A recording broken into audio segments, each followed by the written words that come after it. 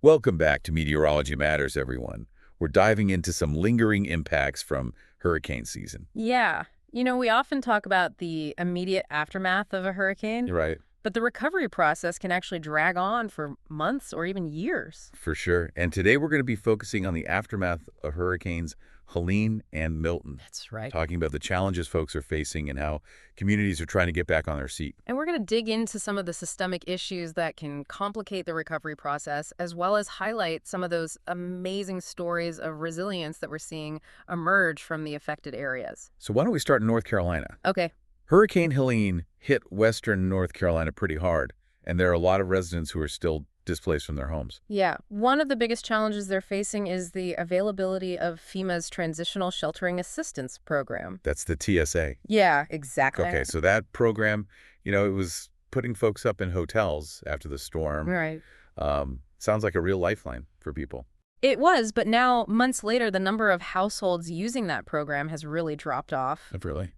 Yeah, in early January, over 5,700 households were still relying on the TSA for hotel stays. Oh, right. But by February 4th, that number had plummeted to just 762. Wow, so that's a pretty big drop. It is. So does that mean everyone found permanent housing? Well, it's not quite that straightforward, unfortunately. Okay. Some people were able to return to their homes after repairs were done, but others are facing a much tougher situation. Yeah, so let's actually hear from one of those people. Okay. Kevin Moreland is a 63-year-old man from Clyde, North Carolina. Okay. His rented home was really badly damaged by Helene, and he was relying on that TSA program. So he was able to extend his hotel stay through March. Okay. But he has a criminal record, and he's found it almost impossible to find a landlord who will rent to him. Gosh, it's tough that something from your past Yeah. could make it so hard to rebuild your life. Absolutely. And Moreland's case raises some questions about the fairness of housing policies and just the need for more support for people who are trying to turn things around. It does, for sure. Yeah. So was Mr. Moreland able to find a place? Well, he actually had a camper donated to him, Wow. and he's planning to relocate to a more affordable area. Okay. His situation, though, really highlights the struggles people face finding stable housing. Yeah, absolutely. And we're not just talking about one person here. Right. We also heard about Randy Billiot. Okay. He's a disabled trucker who was evicted from his apartment after the storm. He was also relying on the TSA program. Okay. Lost his hotel voucher in January, though. And what happened to him? Well, he was struggling with his health, just facing so much uncertainty about the future. Yeah. He couldn't get clear answers from FEMA, and he actually had to rely on the generosity of strangers. Really? Yeah, his neighbors at the hotel actually rallied around him and helped him pay for his room when his voucher ran out. Oh, wow. It's heartwarming to see that. But it also makes you wonder, Yeah. why does it have to come to that? Yeah, it exposes the gaps in the system. Yeah, it really does. So for folks who are still in need, what's the current status of the TSA program? Well, Governor Stein actually requested an extension, Okay. and FEMA agreed. So the program is going to run until May 26th. That's good news. It is, but there are really strict eligibility criteria, I see. and a lot of people have been deemed ineligible for various reasons. Okay, well, for those listening who might still be struggling with housing in Western North Carolina, are there resources available to them? There are, and throughout February, there's going to be these resources to recovery events happening in different counties. Oh, good. You can connect with county, state, and federal representatives, Including FEMA. including FEMA, yes. And it's a chance to find out about programs you may qualify for and get help with that application process. That's great. And there's also community engagement markets, right? Right. They provide free food and medical services and information on recovery assistance. And what about if people need things like showers, laundry, or bottled water? You can look for community care station locations. Okay. They're open daily in some of those hardest hit communities. Well, it's really important to remember that recovery takes time, It does. and support services are still vital. Absolutely. So if you need help, please reach out. Now let's talk about the financial burden that hurricanes place on everyone. Yeah, the cost of recovery can be really substantial. Huge. And it often leads to some tension between utility companies and their customers. Yeah, let's look at Florida as an example. Okay. Regulators there just approved some significant monthly surcharges for customers of Duke Energy and Tampa Electric. Right. The goal is to help these companies recoup the costs from hurricane recovery, Okay. but it also means that consumers are going to be paying more.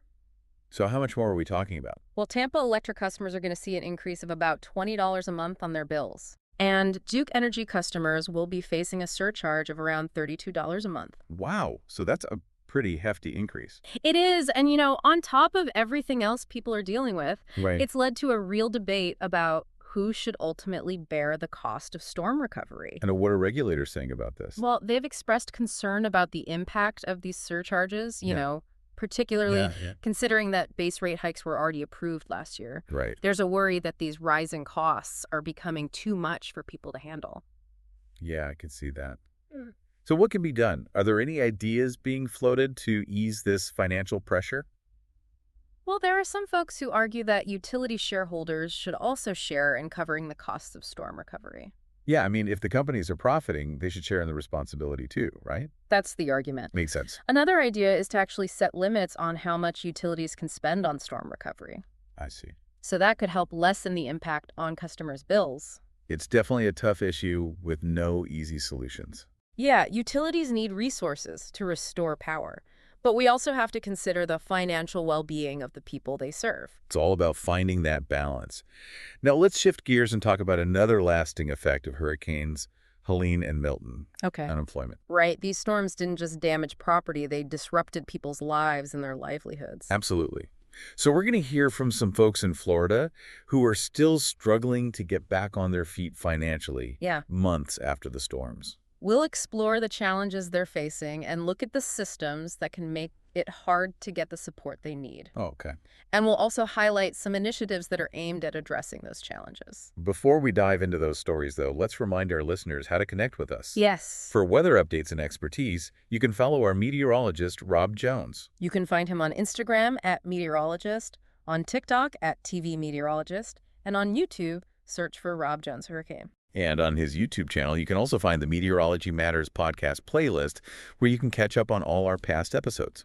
Now, let's talk about Giselle Wiggins. She's a photographer and videographer from Clearwater Beach, Florida. Okay. She lost her income after Hurricane Milton because all those beautiful beach scenes she normally captures were gone. Right. She applied for disaster unemployment assistance, and even though she was found eligible, she hasn't received any benefits yet. Oh, wow. And months after the storm, she was evicted from her apartment. Right.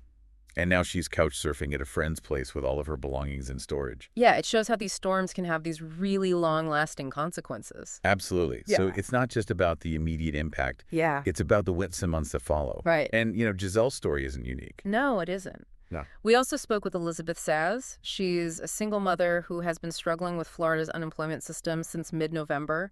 It sounds like she's been dealing with a lot of red tape. She describes the Florida Department of Commerce's unemployment system as just incredibly difficult to navigate. The phone lines are always busy, there's no option to leave a message, and her emails seem to go unanswered.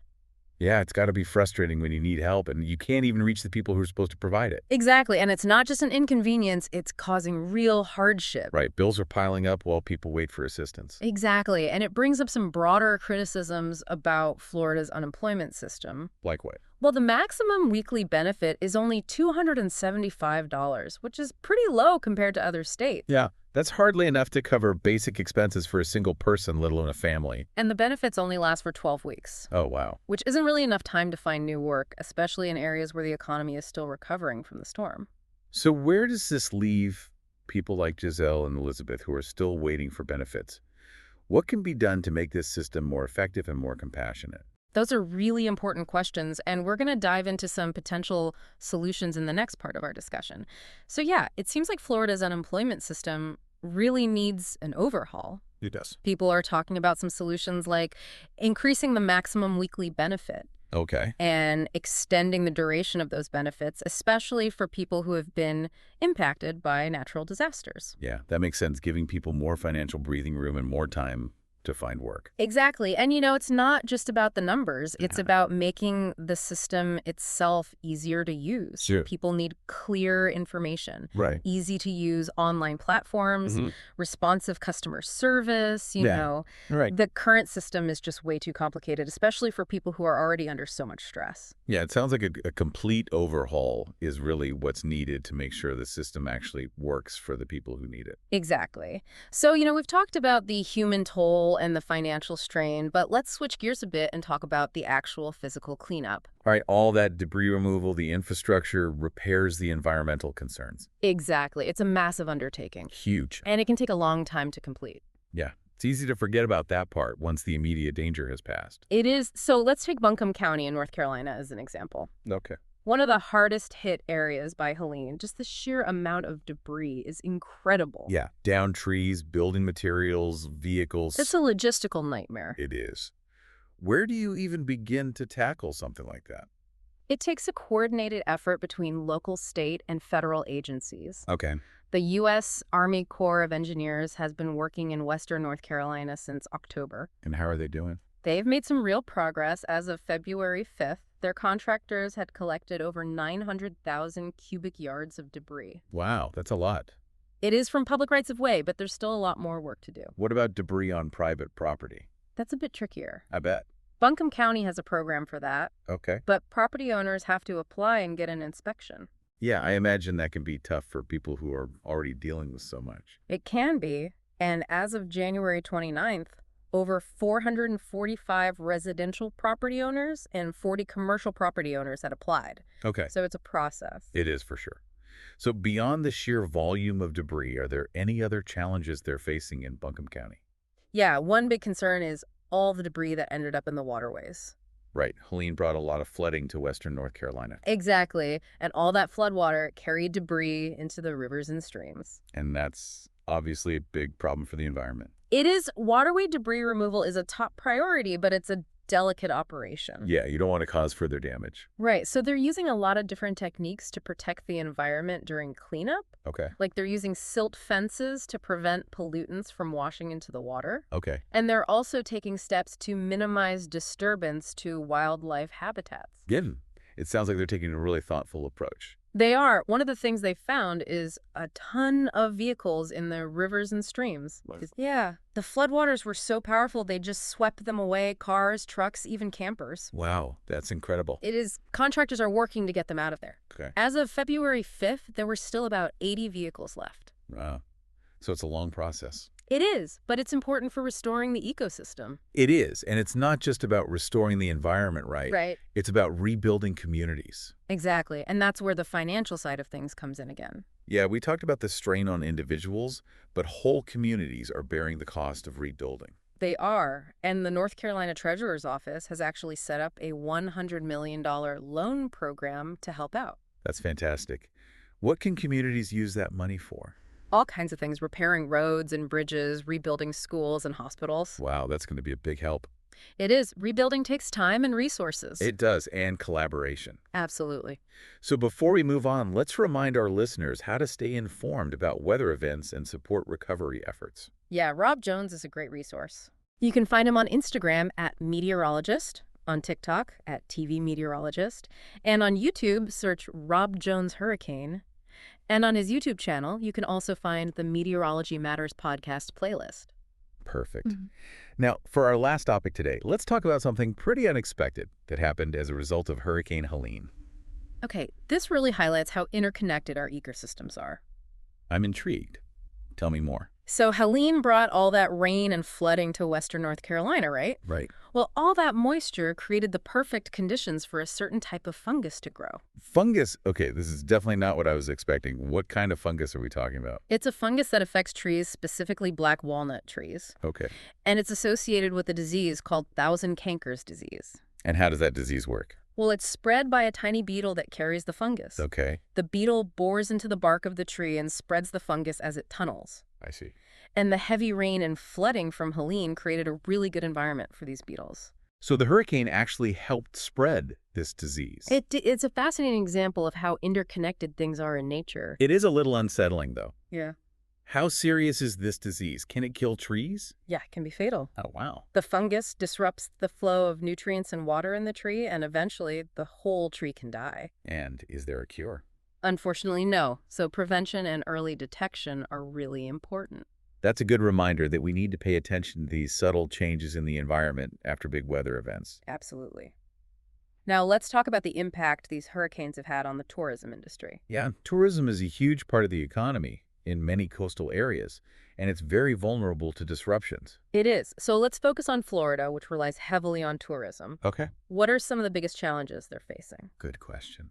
Well, one of the most immediate impacts is the physical damage to businesses that cater to tourists. Right. Hotels, restaurants, shops, all that. Exactly. A lot of those places had to close, at least temporarily, some permanently, which has led to job losses. It's a real blow to those businesses and the communities that depend on them.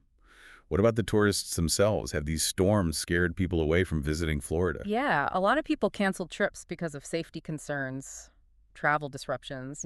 Makes sense. And even months later, some areas are still having trouble attracting visitors back. So it's not just about rebuilding, it's about rebuilding confidence. Right. Reassuring people that Florida is still a great place to visit. Yeah. How are they doing that? They're focusing on marketing and communication, letting people know that Florida is open for business, and highlighting the areas that are ready for visitors. Okay. They're also telling stories about the resilience of the state and the people. Right. Showing that Florida is strong. Exactly. And they're emphasizing the importance of investing in infrastructure. Like roads and airports and things like that. Exactly. It not only helps the tourism industry, but it also improves things for residents. So everybody wins. Right.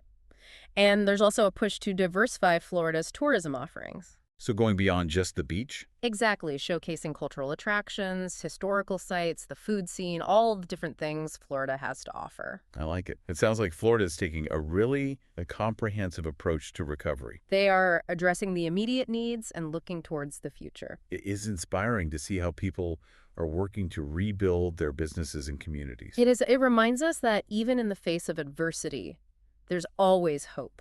Wow, what a journey. It has been. Really insightful look at the long road to recovery after Hurricanes Helene and Milton. Yeah, we've seen the challenges, the setbacks, but also the incredible resilience of these communities. For sure. From housing insecurity to unemployment to the financial burden on utility customers and the effects on ecosystems and the tourism industry. We've covered a lot of ground. We have, and it's clear that these issues need some serious attention. They do. We need to find solutions and work together to build a more resilient future. Absolutely. And I think it's important to remember something that you mentioned earlier. Yep. Behind all these challenges, behind the numbers and the statistics, are real people Right. whose lives have been turned upside down by these storms. The stories we heard today from Kevin Moreland, Randy Billiot, Giselle Wiggins, and Elizabeth Saz, they're just a glimpse into the struggles that so many people are facing. Absolutely. And those stories really highlight the need for empathy, for compassion. Yeah. And for systems that can truly support people in times of crisis. For sure. Yeah. And as we wrap up this episode, I want to talk about what we as individuals can do to make a difference. Okay. We've talked about preparedness and understanding risk and community support. Mm-hmm. But what about individual action? Well, we can start by staying informed about weather events. Okay. And taking precautions to protect ourselves and our families. Right. We can support relief efforts through donations or volunteering Uh-huh. or just by spreading awareness. And I think it's also important to talk about climate change Absolutely. and how it's impacting these extreme weather events. It's a complex issue, but we can't ignore it. We can't. And building a more resilient future requires all of us to work together, It does. from individuals to communities to governments. We have the knowledge, the resources, and the technology. We do. What we need is the will to act. And we can start today. We can by raising awareness, supporting those in need, advocating for change. We can all contribute to a world that's better prepared for the challenges ahead. Absolutely.